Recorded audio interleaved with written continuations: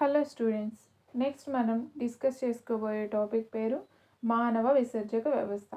మానవ విసర్జక వ్యవస్థలో ఒక జత మూత్రపిండాలు, ఒక జత మూత్రనాళాలు, ఒక మూత్రాశయం, ఒక ప్రసేకం ఉంటాయనే విషయం మనకు తెలుసు.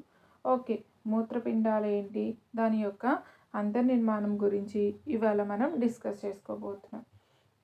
ఇవి మూత్రపిండాలు అనేవి చిక్కుడు గింజ ఆకారంలో ముదురు ఎరుపు రంగులో కశేరు దండకానికి ఇరువైపులా చివరి ఉరహ కశేరుకం మూడవ కటి కశేరుకం మధ్యలో తిరో ఆంత్రవేష్టన త్వచంతో ఆవరించబడి శరీర కుడ్యానికి అంటుకొని ఉంటాయి. కాలేయం వల్ల ఎడమ మూత్రపిండం కంటే కుడివైపుది కొద్దిగా దిగువగా అమరి ఉంటుంది. మరి మానవుడి మూత్రపిండం సరాసరి బరువు ఎంతో తెలుసా? ఇది 120 నుండి 170 గ్రాములు ఉంటుంది. మూత్రపిండం వెలుపలి త్వచం కుంభాకారంగాను, లోపలి మధ్య హైలం అనే లోతైన నొక్కుతో ఉంటుంది.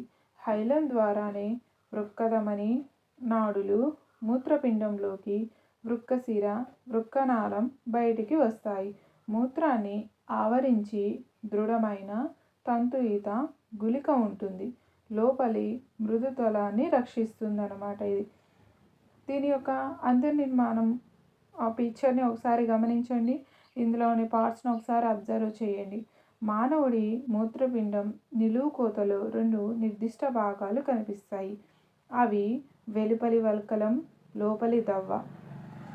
దవ్వ అనేక శంఖాకార నిర్మాణాలుగా విభజించబడుతుంది.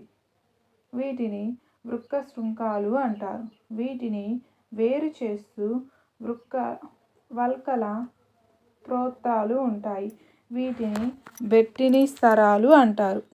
ప్రతి వృక్క శృంగం ఆధారం వల్కలం దవ్వ మధ్య గల సరిహద్దు నుండి ఏర్పడి వృక్క సూక్ష్మాంకురంతో అంతమవుతుంది.